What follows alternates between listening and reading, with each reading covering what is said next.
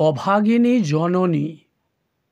শৈবা নামে বছর 22-এর ছিল এক রমণী।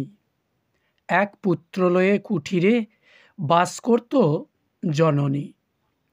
বছর 2 আগেই স্বামী ত্যাগ করে তারে। শিউলি বলে রমণীরে দ্বিতীয় বিবাহ করে। তখন হতেই অনটনে লড়াই চালিয়ে যায়। ওই সন্তানের গ্রাসের লাগি পর খেতে শ্রম দেয়। প্রত্যুষে পাড়ি দেয় অভাগিনী, সাথে লয়ে তনয়ে। কর্ম সেরে স্বল্প অর্থ লয়ে জননী ফেরে গৃহে। অভাগিনীর দৈন্য দশা প্রকট হলো আরও বেশি।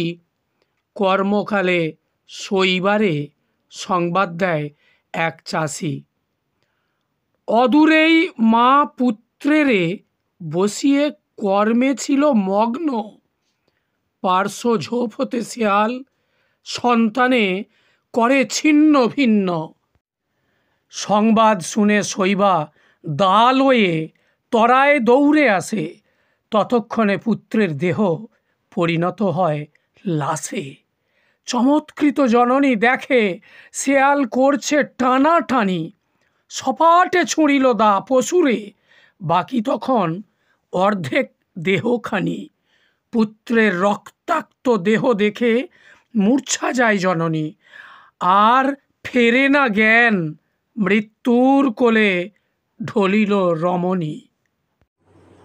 আমার কবিতা ও গল্পগুলি যদি আপনাদের ভালো লাগে তাহলে আমার চ্যানেলটিতে ভিডিওটি লাইক করবেন এবং আমার চ্যানেলটি সাবস্ক্রাইব করে দেবেন এবং পাশের বেল আইকনটি প্রেস করে দেবেন, যাতে আমার চ্যানেলে ভিডিও আপলোড করলেই আপনারা দেখতে পান।